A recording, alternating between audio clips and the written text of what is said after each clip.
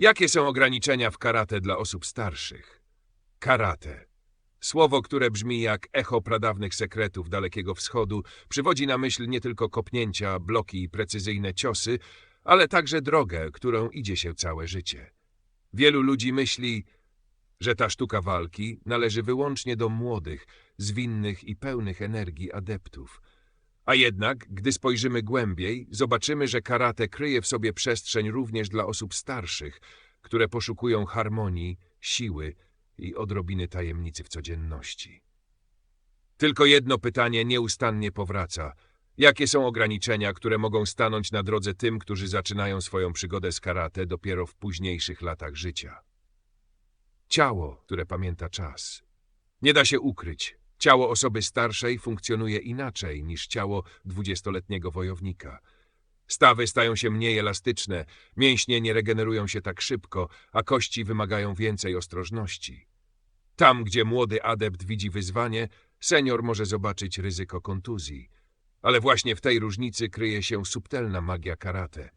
Zamiast walczyć przeciwko ciału, karate uczy współpracy z nim. Ograniczenia? Tak, istnieją. Ale jednocześnie otwierają one drzwi do czegoś głębszego, do odkrycia własnych możliwości w zupełnie nowym świetle. Starsze ciało ma swoje sekrety. Ograniczona mobilność bioder sprawia, że wysokie kopnięcia stają się mniej dostępne. Niewielkie problemy z równowagą potrafią zamienić prosty ruch w skomplikowaną układankę. Szybsze zmęczenie każe zwolnić tempo. A jednak karate nie jest tylko o szybkości i sile.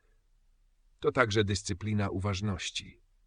Senior, który nie może wykonać widowiskowego kopnięcia na wysokość głowy, może nauczyć się precyzji w niskim bloku czy subtelności oddechu, które umykają młodszym adeptom skupionym na pokazowej dynamice. Serce, które bije w rytmie ostrożności. Kolejnym ograniczeniem, o którym nie sposób zapomnieć, jest kondycja sercowo-naczyniowa. Wiek często przynosi ze sobą nadciśnienie, problemy z sercem czy ograniczoną wydolność. Intensywny trening, który dla młodych jest ekscytującym wyzwaniem, może stać się niebezpieczny dla starszej osoby. A jednak karate to nie maraton. W jego filozofii tkwi umiar, dostosowanie i indywidualizacja.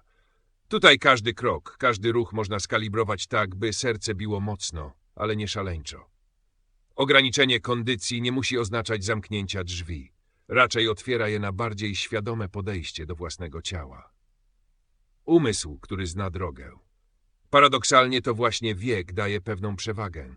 O ile ciało jest bardziej kruche, umysł seniora często jest bardziej stabilny. Życiowe doświadczenia uczą cierpliwości, a karate wymaga jej w każdej technice. Starsi uczniowie łatwiej przyjmują filozofię drogi, do, w karate do. Ograniczenia ciała równoważone są przez siłę koncentracji i zdolność do dostrzegania detali. To, co młodzi często traktują jako nudny trening podstaw, seniorzy odkrywają jako medytację w ruchu. Ograniczeniem staje się więc tylko to, co sami uznamy za przeszkodę. Ograniczenia czy transformacje. Kiedy pytamy o ograniczenia w karate dla osób starszych, odpowiedź nigdy nie jest jednoznaczna. Czy niższa mobilność to faktyczne ograniczenie, czy po prostu zaproszenie do odkrycia innych technik? Czy wolniejsze tempo to wada, czy może szansa na to, by każde kata stało się świadomą podróżą przez własne ciało? Karateka w podeszłym wieku nie musi już ścigać się z czasem ani z innymi. Jego przeciwnikiem staje się zapominanie o sobie, a bronią cierpliwość, uważność i spokojny oddech. Zagrożenia ukryte w cieniu. Oczywiście nie można ukrywać pewnych realnych zagrożeń. Stawy kolanowe są szczególnie narażone na obciążenia podczas długich treningów. Nagłe, dynamiczne ruchy mogą prowadzić do urazów mięśni czy więzadeł. Zbyt ambitne podejście grozi kontuzją, która zatrzyma adepta na długie tygodnie. Tu pojawia się jednak kolejna warstwa tajemnicy karate. Sztuka słuchania własnego ciała.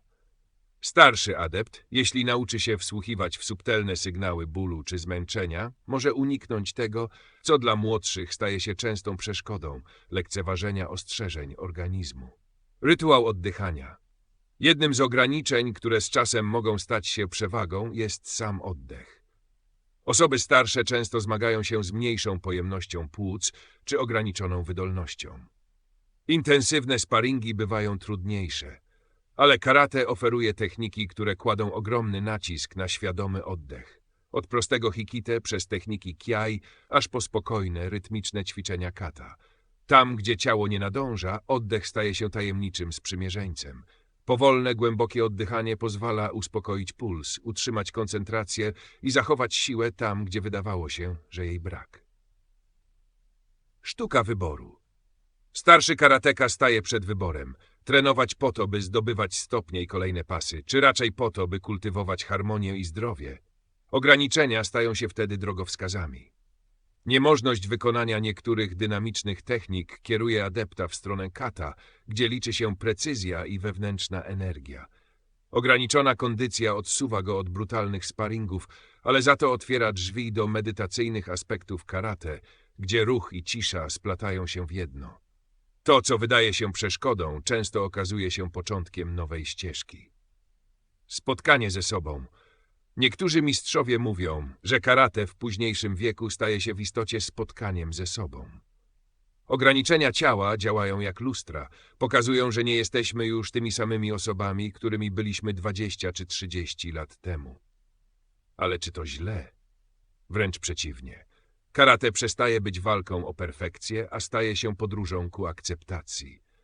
Ciosy i bloki, choć mniej dynamiczne, nabierają symbolicznej mocy.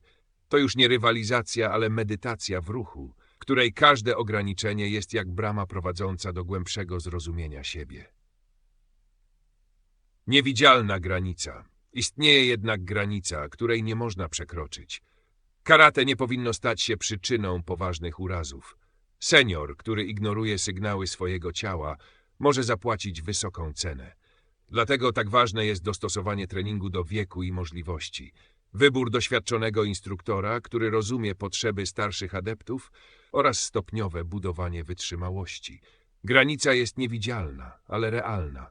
Przekroczenie jej prowadzi w stronę bólu, a nawet rezygnacji z drogi. Zrozumienie tej granicy i szacunek wobec niej to najważniejsza lekcja, jaką karate oferuje osobom starszym. Droga bez końca. Na końcu tej refleksji pozostaje pytanie, czy ograniczenia w karate dla osób starszych naprawdę istnieją, czy raczej są tylko inną formą wyzwań. Ciało z wiekiem słabnie, ale duch może stawać się silniejszy. Tam, gdzie młodzi walczą o perfekcję ruchu, starsi odnajdują perfekcję spokoju. Tam, gdzie ograniczenia wydają się przeszkodą, rodzi się przestrzeń do odkrycia głębszego sensu drogi karate. To nie koniec, ale kontynuacja. Może nawet piękniejsza niż początek. Słowo końcowe. Karate dla osób starszych nie jest drogą pozbawioną trudności. Ograniczenia ciała, zagrożenia zdrowotne, wolniejsze tempo. Wszystko to istnieje naprawdę. A jednak każde z tych ograniczeń skrywa w sobie także tajemnicę. Karate staje się wtedy czymś więcej niż sztuką walki. Staje się medytacją, sposobem na życie i spotkaniem z samym sobą.